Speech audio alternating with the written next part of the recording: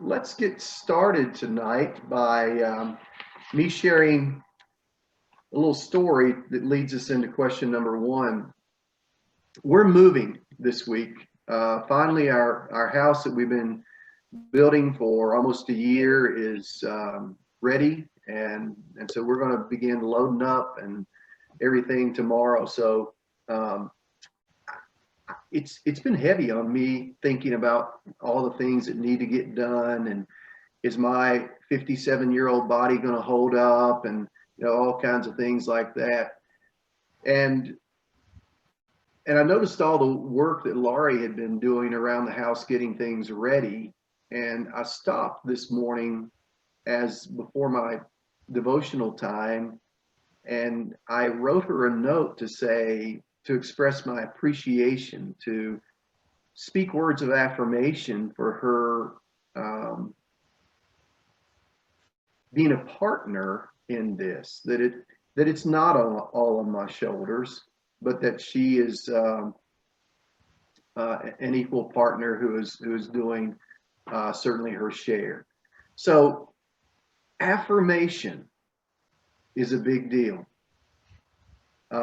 Affirmation is something that a lot of us thrive on.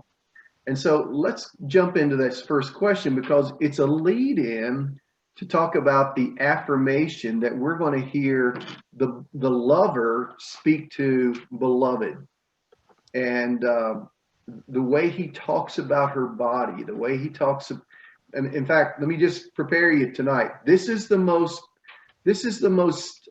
sensual and erotic part of the Song of Songs. And so we could say this is the most sensual and erotic part of the whole Bible tonight, what we're going to be studying. So just prepare yourself for that, and let's learn what was inspired and left for us. Words of affirmation, this is question number one, mean a lot to most of us. For some of us, it's our love language. So speak up. If words of affirmation are your love language, either raise your hand or say me or something like that. All right, I see Vanita. Yeah, Dale. Yeah. Sunday, Hayden came up to me after services and said, he calls me Nanny. They call me Nanny. He says, Nanny, I'm so glad you're in my life. He says, you've helped me to walk closer to God. And you talk about that, that just made me my day, my year, one of the best things that ever happened to me. And that's what we're talking about, is affirmation. Absolutely. In fact, my guess is along the way, if your journey of parenthood and grandparenthood has been similar to mine, there have been times you've wondered, have I done any good? And so to hear those words and to know that all your efforts have been worthwhile is a big deal. Very good. All right. So Scripture records that Father affirmed Jesus from heaven on at least two occasions. At Jesus' baptism, Matthew chapter 3, and on the sermon or on the Mount of Transfiguration, Matthew 17. So Vanita has already shared a little bit of her experience. How does affirmation affect you? And give an example of some meaningful affirmation. Vanita's given us a great example. Somebody else, give me an example, and how does it affect you?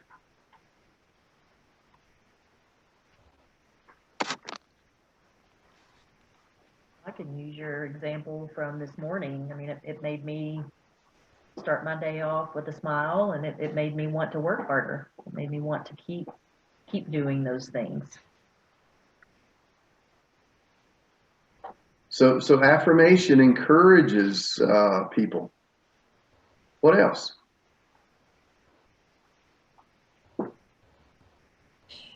To me, it is meaningful because it means that, someone took the time to notice me and to observe what I'm doing and then to pull out the positive parts of it. and it places more of an emphasis on strengths than the insecurities. So it kind of, lifts up and helps support. And then, makes me want to, like Laurie said, keep on doing that thing even harder, like get better. So. What's interesting is that a lot of times we may notice something, but we don't always affirm it. And so one of the things that kind of is a side note to our lesson tonight is I want to encourage you, if there's something you notice that is worthy of affirmation, affirm people. Don't miss the opportunity to affirm and encourage people by your affirmation. Affirmation gives meaning and value to my existence. That I have something to offer, that I have something to give, that something is noticeable, that I have something that can bless others. And so affirmation kind of affirms one's value in existence. And so Father did that for Jesus when he said, "This is my beloved Son, in whom I'm well pleased." I mean, wouldn't you love to hear Father say that to you?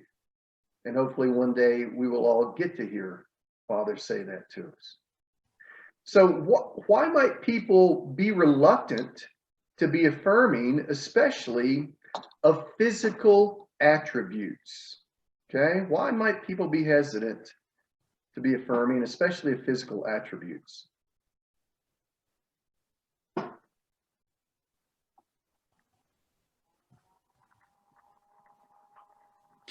I think since there's kind of that stigma that, carnal things are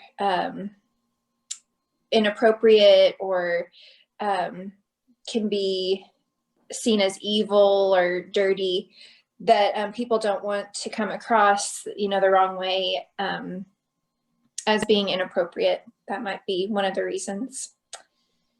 Yeah, we live in a world right now that understandably and properly is offended by sexual harassment in the workplace or abuse of some kind, especially men in positions of power abusing their power. And so sometimes people might be reluctant to affirm physical attributes because it might be misunderstood as flirtatious or as harassment. Other ideas?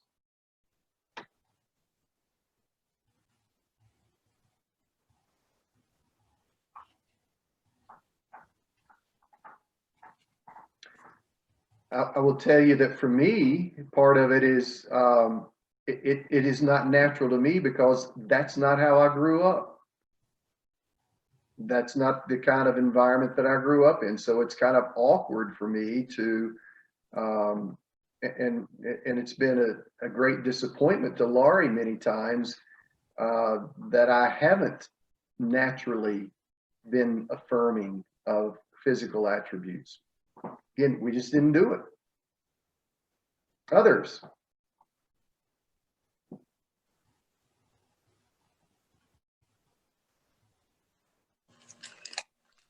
I guess this kind of goes along with the thought of it being inappropriate or not at the right time. But I know when Andrea and I started dating, I was careful to mention her physical or my attraction to her beyond, a certain measure, just because I wasn't sure how she would perceive it. And so some of it could be fear there, not exactly sure how that'll be taken. But just I guess not sure what the reaction will be. Okay, so not sure what the reaction will be, positive or negative, or interpreted as though you're making some kind of inappropriate reaction. A couple other things is that sometimes people don't feel confident to know how to affirm well. You know, they don't know exactly how to say it right, or at least they don't feel like they know how to say it right. And then I know that there are others who don't affirm very much because they don't feel affirmed. And so what happens many times is they just choose to withhold the affirmation because they don't feel affirmed. So there are a lot of reasons why people might not affirm, especially when we're talking about physical attributes. But what we're about to read, there are no hesitancies about affirming physical attributes. So let's read the first 5 verses of Song of Songs, chapter 4. Somebody read those for us.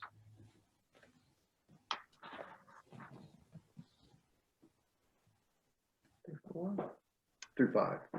1 through 5. Chapter 4, 1 through 5. Go for it, Andrea. Okay. How beautiful you are, my darling. Oh, how beautiful. Your eyes behind your veil are doves. Your hair is like a flock of goats descending from the hills of Gilead.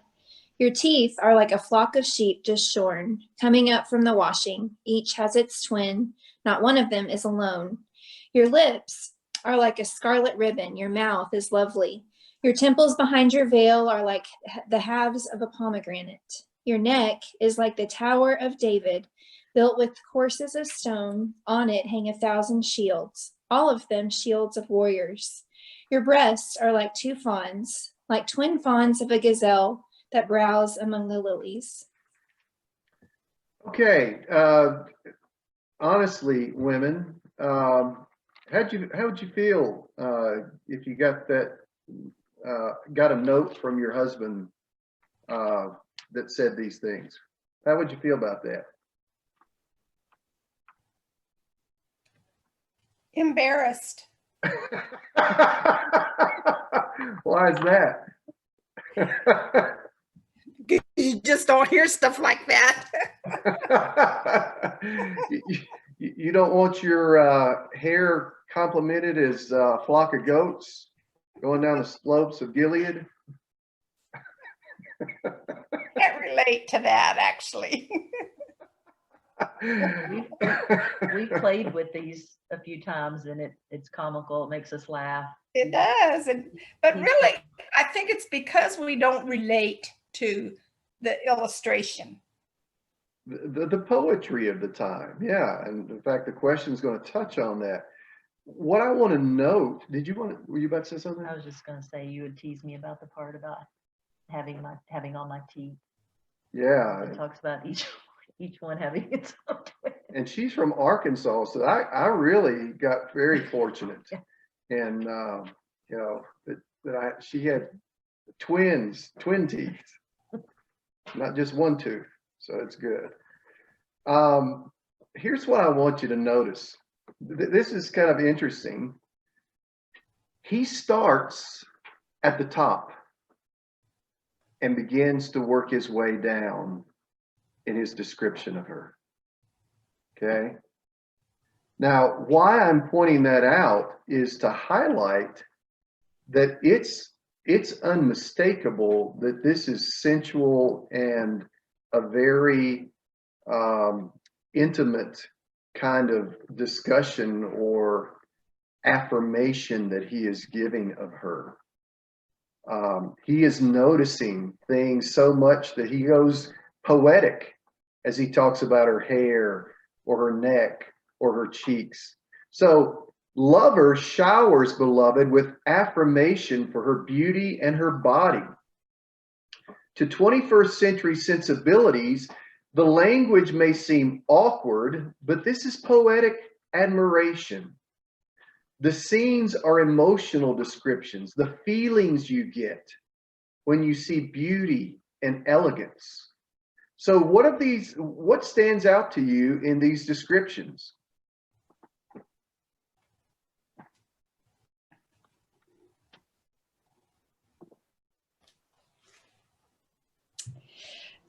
Just given the context of kind of what was going on and just how she might have felt, with it being the first time that they were together in this way, I think, he was connecting with her emotionally and letting her know that she could trust him and that he loved her and he admired her, and giving her that praise kind of helped her to connect with him, because she was able to trust him, I think.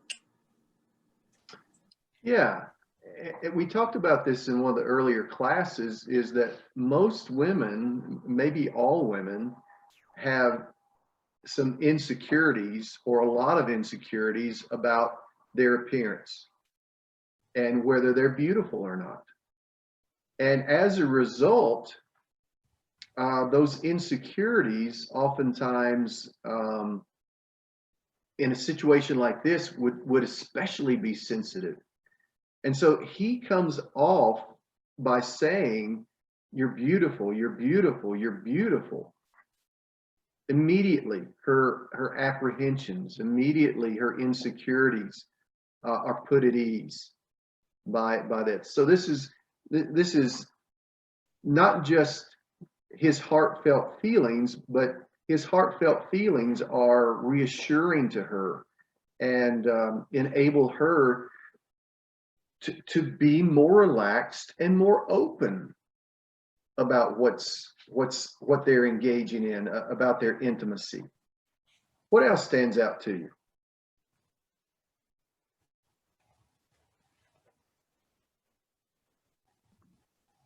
I think for me, it's how in depth he goes with describing her. It's not just a "you're pretty" or something like that. It's he's comparing her, just as awkward as it is, or as awkward as it is to me. I just the depth that he goes with his language to tell her she's pretty. Yeah. And Josh, when you get married and you and your wife are enjoying intimacy, you're learning that such talk. I mean, you're hearing it from these women who are in class tonight, is very meaningful. In fact, you may have wanted to speak to that, to what Josh was saying too. I was actually thinking the same thing, Josh, that he didn't just say, you have a pretty face. He was very descriptive. He didn't even say I love your mouth or your smile. It was very descriptive, to where she gets that visual picture in her mind, and it's gonna benefit him too. She's gonna be a lot more open and receptive and want to in turn give to him. Lavish comes to mind. That's a good word. Yeah. He's being lavish with his description of what he sees in her. And again, that's very meaningful to her. I encourage young couples who are in premarital counseling typically to take their time and explore one another and their bodies as they begin their marriage together, because you're going to know what God's will is for a couple to be married for a lifetime.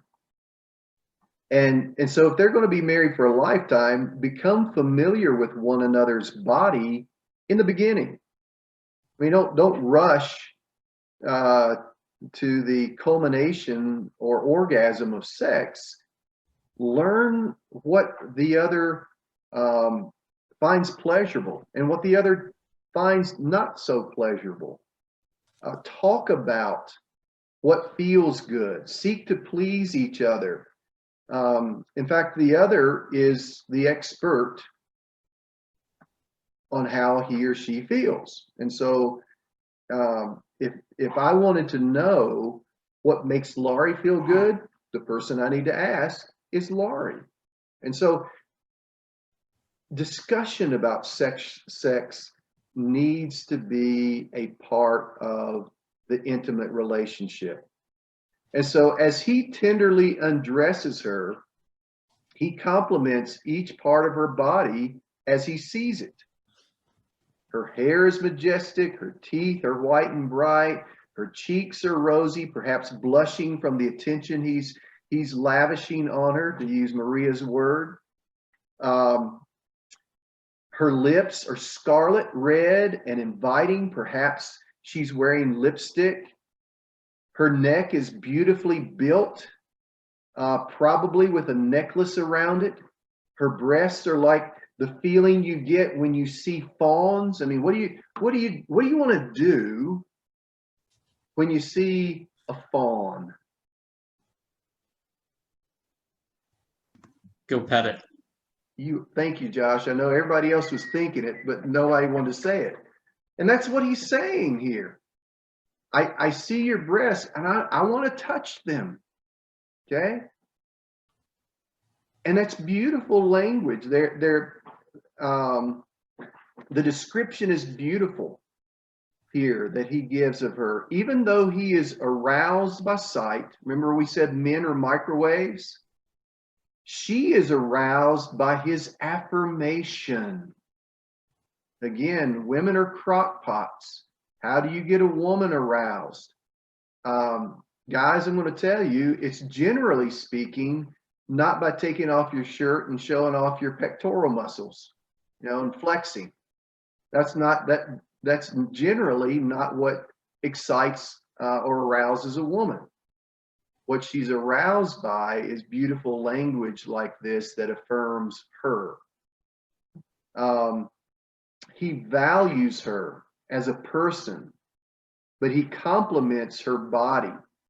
So it creates an emotional connection for her with her lover that allows her to give her body to him. And we're going to be talking about that a little bit more in one of the future lessons, but that's where men and women are different.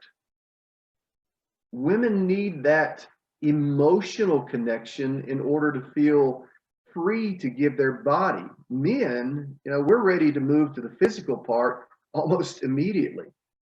So she is not simply another body. She is his.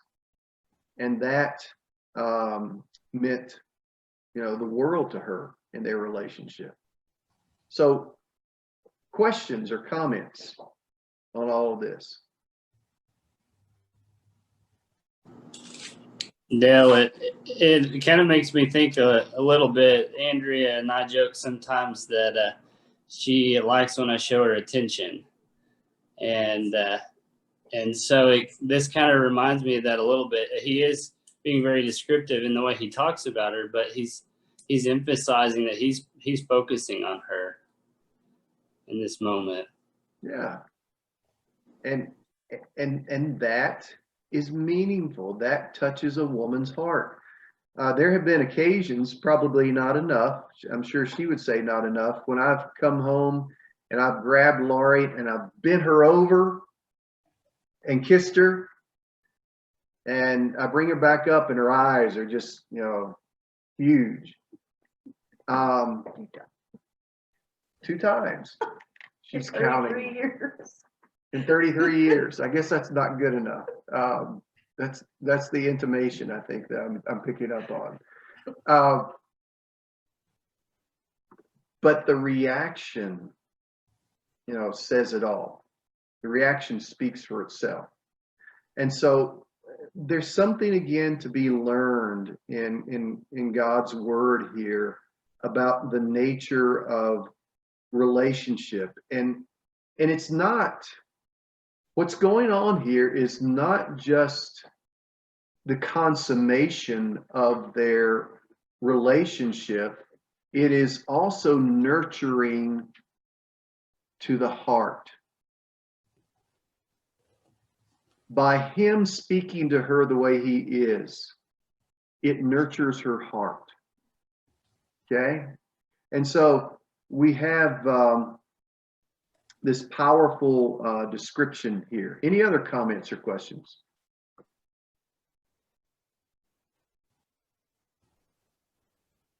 All right, let's go to the next question. In the Middle East, there was a feast after the wedding during which the couple would excuse themselves to go and consummate their vows of love. This is when the bed sheets might be examined to confirm the woman's virginity. Weddings can be exhausting, as some of you already know. The wedding ceremony, the reception, the guests, the anxiety about this new stage of life, all this can inhibit a good honeymoon. What can be done to make the honeymoon a more pleasant experience?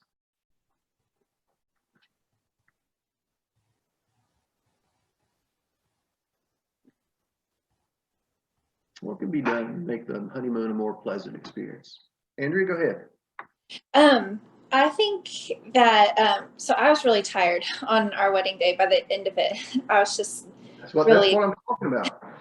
I was just really exhausted. And one of the most, I mean, just one of my most treasured memories, I think it just in my whole life, is the night after our wedding. We came back home and we went over to my in-laws' house, and I had my wedding dress on still, and I sat on their couch and kicked the kickstand up on the recliner, and they put a towel on me and gave me some spaghetti from the rehearsal dinner, and we ate with Trent's grandparents and his parents, and we ate together, and I was just able to relax, and I took off my, really tall shoes, and it was just really special. And I think what I kind of call that would be like drawing out the friendship of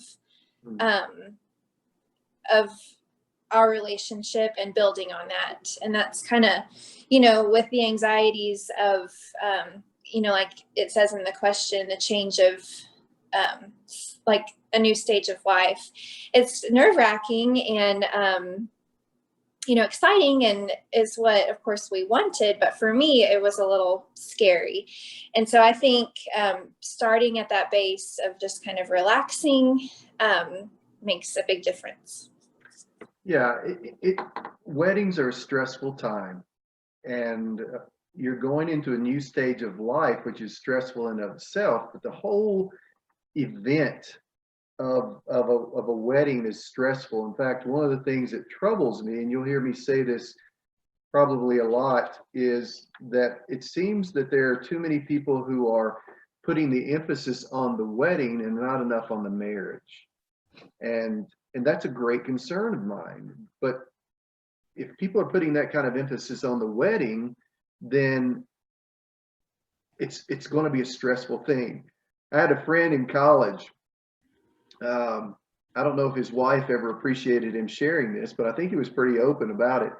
He said on their wedding night, his bride was exhausted, and she said to him, she said, "Honey, I love you. Can we wait to have sex until tomorrow?"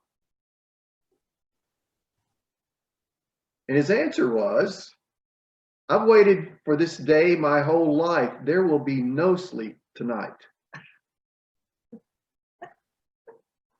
Okay, so you have competing objectives going on there, and that's part of what I'm saying is all this beautiful intimacy is being talked about in the Song of Songs, and yet what we do in the celebration of a wedding can be so exhausting to a couple that they're not ready in some cases to consummate.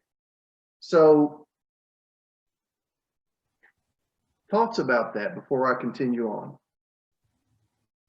Not to the next question, but on this topic. I think that's probably something that would be good to talk about before the wedding day. Yes.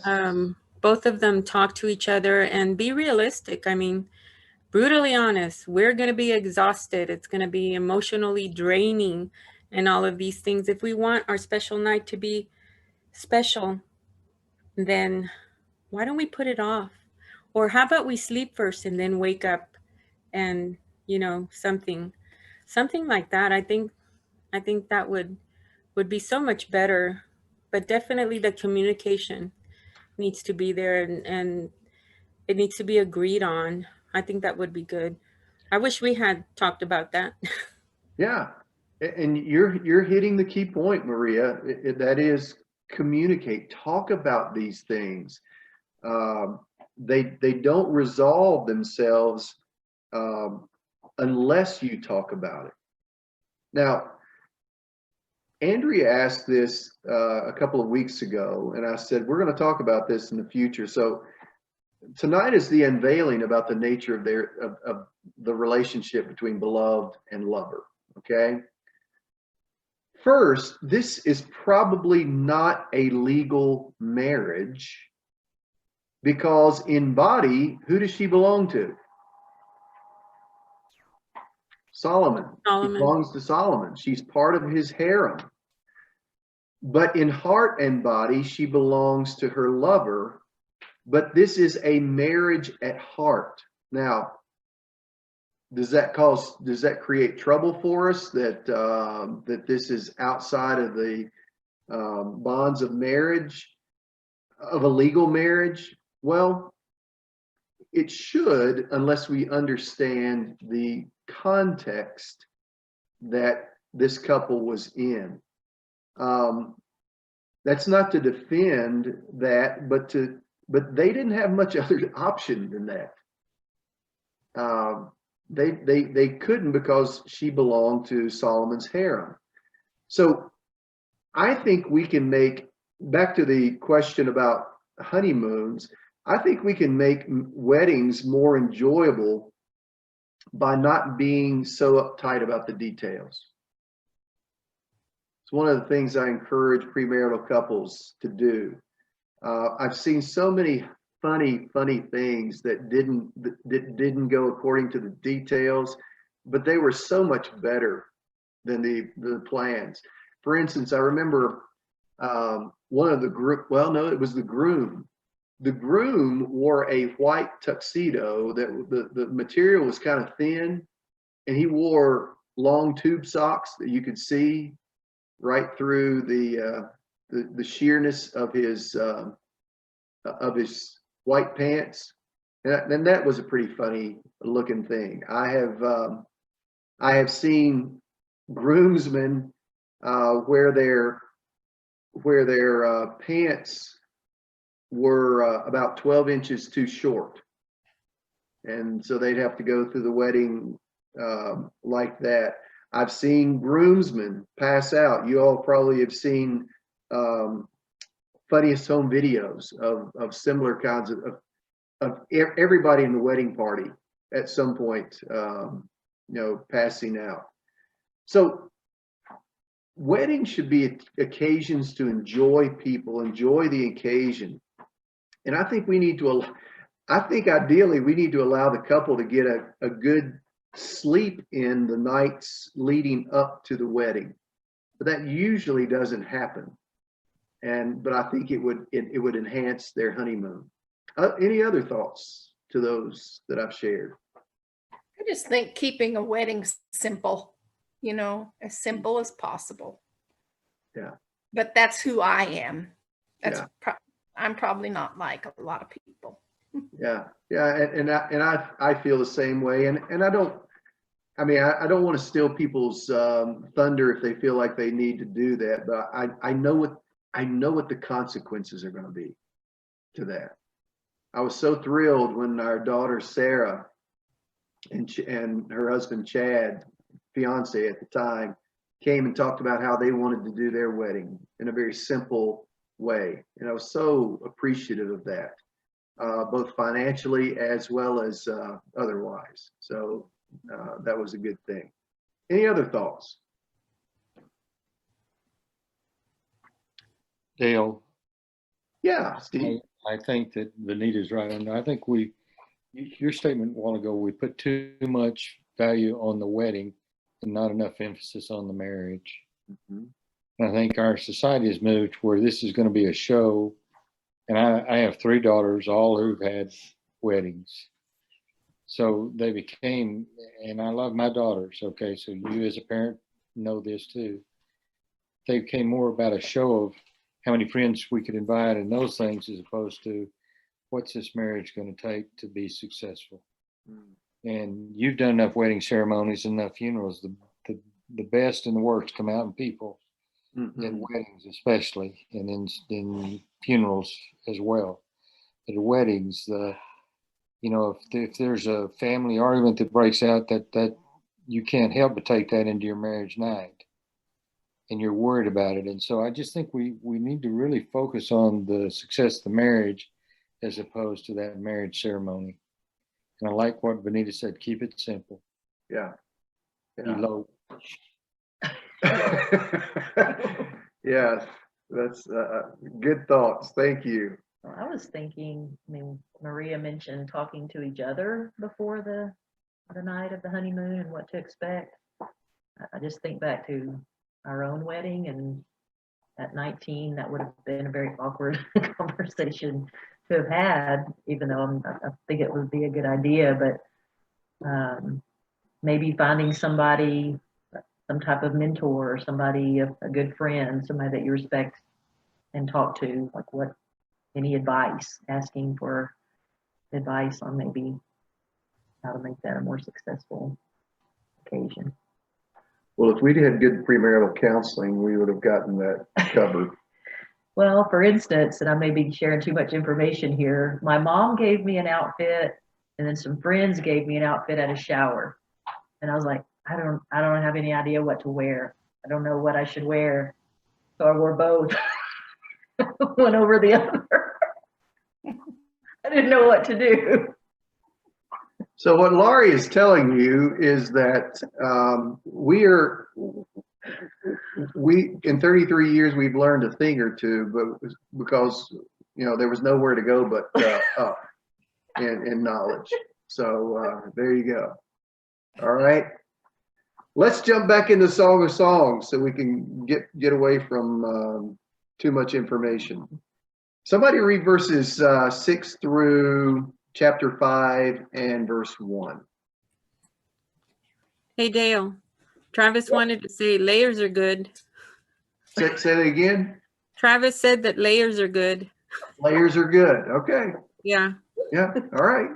Before we start reading again. Thank you, Travis. Yeah. Thank you for that input. All right. Somebody read verses 6 through 5:1. I got it. Until the day breeds and the shadows flee, I will go away to the mountain of myrrh and the hill of frankincense. Let me just say here. Let me just say, as this is being read, all this language about topography, he's talking about the topography of her body. Okay, so that's what's going on here. So I want you to read it in that light.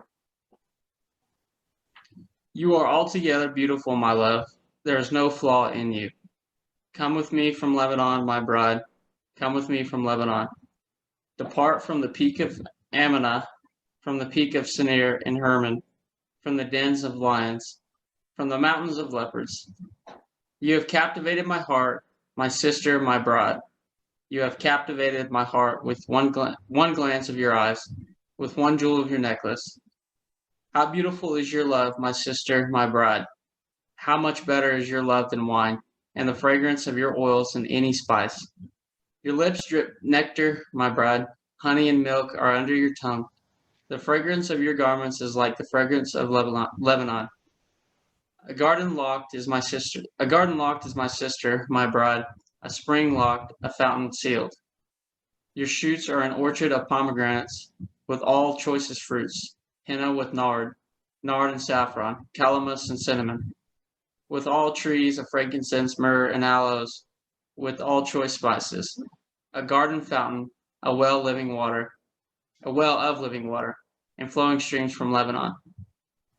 Awake, O north wind, and come, O south wind. Blow up my garden. Let its spices flow. Let my beloved come to his garden and eat its choicest fruits. I came to my garden, my sister, my bride. I gathered my myrrhs with my spice. I ate my honeycomb with my honey. I drank my wine with my milk. Eat, friends. Yeah, that's good. Okay. Yeah, that's good. Yeah, I see that is. Go ahead and read that last part again, Josh. Okay. Eat, friends, drink, and be drunk with love. Okay. Again, he's not talking about going into a literal vineyard with grapes. He's not talking about going into an orchard with apples or oranges. He is talking about her body throughout this, as he's describing circumstances. So what is happening? What's happening in this section of the song?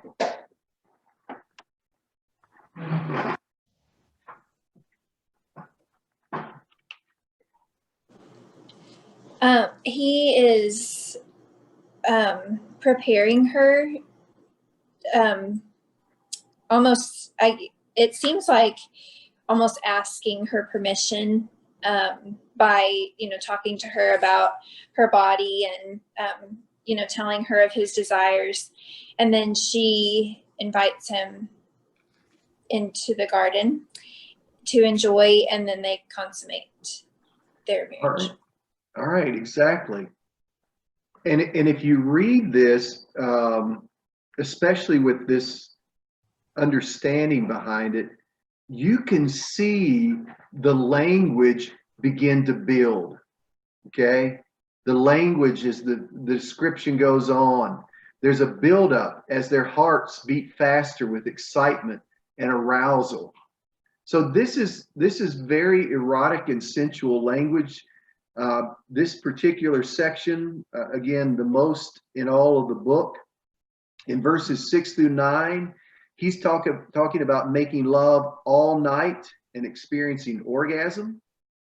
They are consuming one another, perhaps through French kissing and or oral sex. And so in verses 12 through 14, she's inviting him to come and enjoy her garden, which is again a reference to her body, as much as he wants. And in verse 15 through 16, she is a well being filled by him, speaking of their intercourse.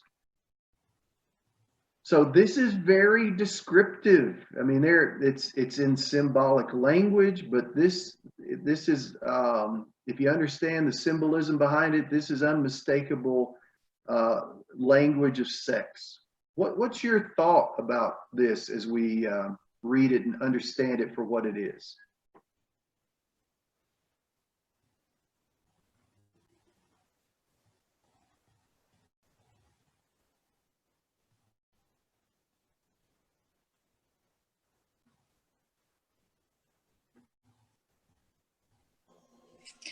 I really appreciate the model of just that deep desire that he expresses. Mm-hmm. And, she does. I mean, she responds to it so beautifully. And I can see why, because it is so sweet, just like, and it is exciting, just that he cares so much for her. And when I read it, it reminded me of Trent and just the deep love that I know he has for me. And so I really appreciated that this is provided for us in the Bible, that we have, this map of this is what love looks like. This is what sex looks like. I like the way you said that. There is not a hint of vulgarity here. There is not a hint of this in some way being dirty. This is beautiful. This is natural. This is the living out of love in a sexual way. And so it's meant to be presented that way. Other reactions to it?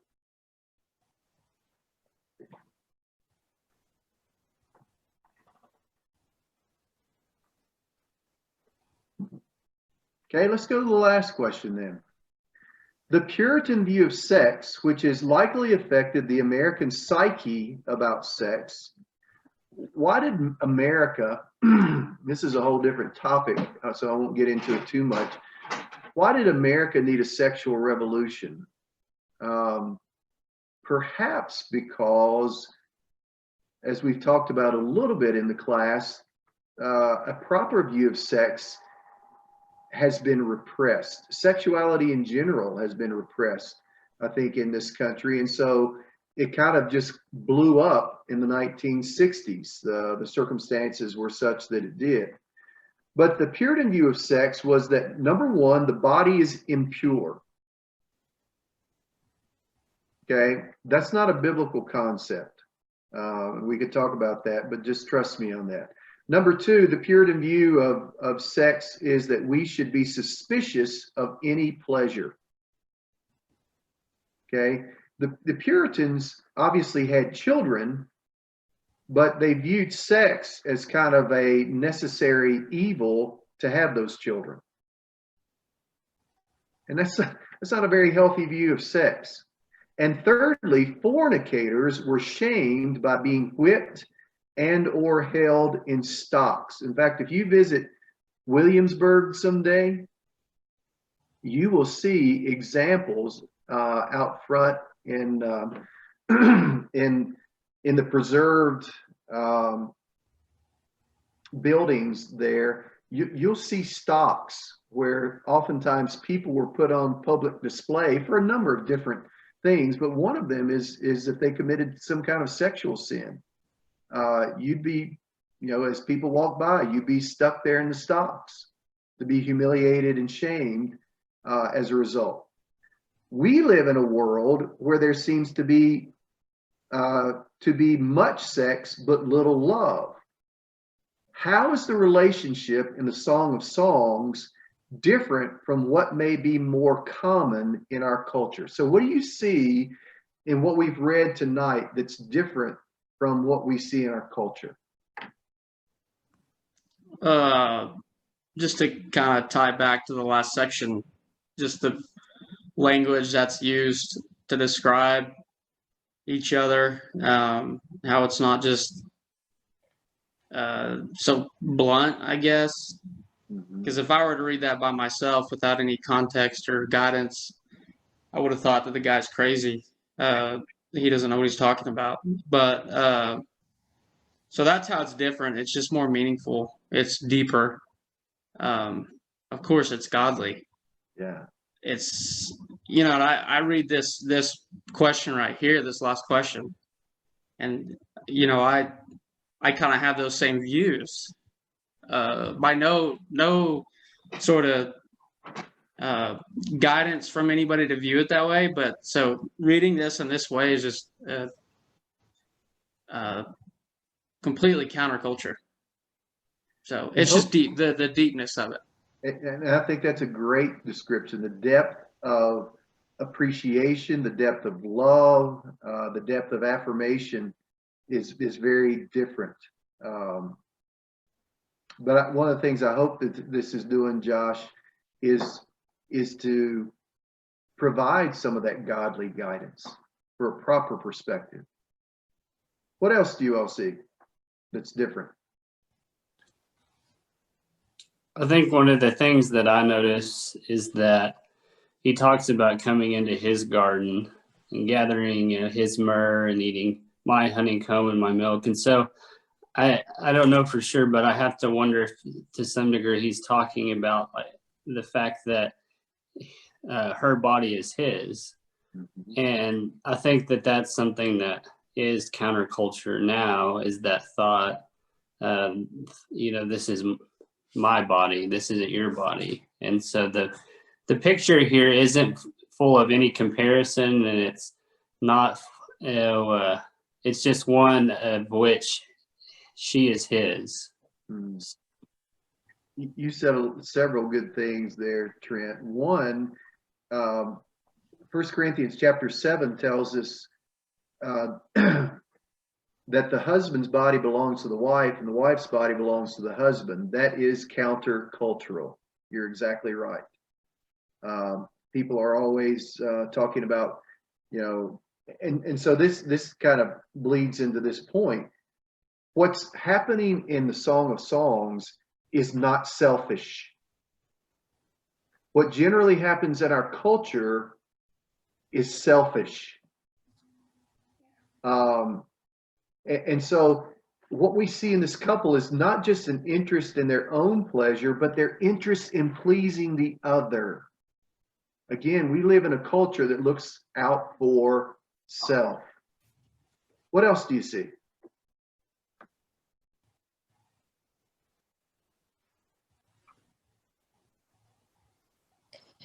I think the foundation is different. So the relationship between lover and beloved here in this text shows a protection of sex and the relationship that's been built up to that point, culminating in the sexual intimacy. But in our culture, people I think our culture cheapens sex by kind of letting that be the foundation, and then, you know, hoping that a relationship will come from that act. And it never, a relationship may come, but it's never, let me not say never, but it is rarely a strong one. Right. When it's built on that. So that's not a good foundation.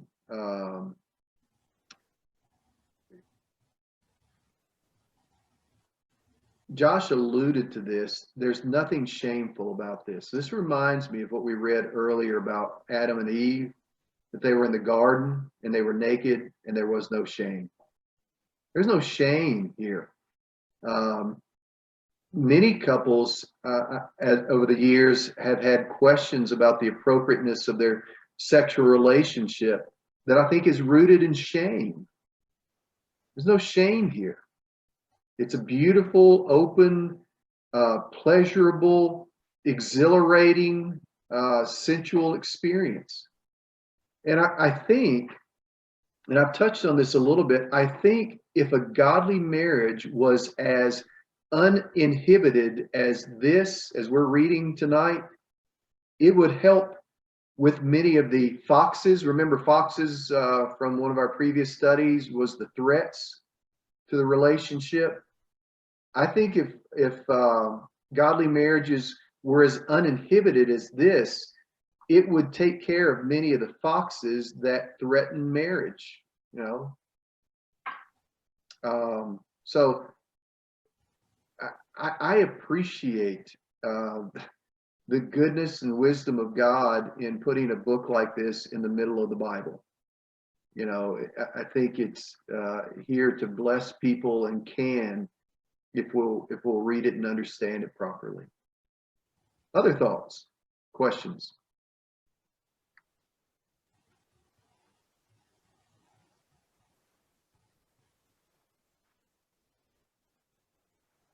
I guess one more thought. I appreciate the description that he gives to her earlier in the chapter, because it reminds me a little bit of when we started studying it in the first chapter, where he's talking about her vineyard and smelling of her aroma. And so he continues to kind of take these things that he told her at the beginning of the book, and he continues to just build on those things. He's a wise man. He's a wise man. Other thoughts or questions?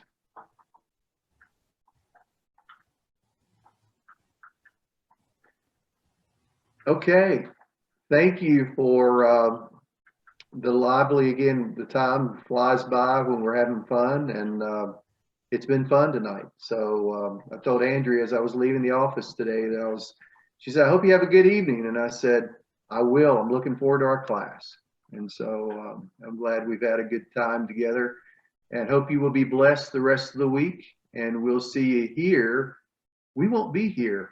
We'll have a different studio next week. And so that will be fun. And but we will meet again for the next section of the Song of Songs next Wednesday. God bless you all.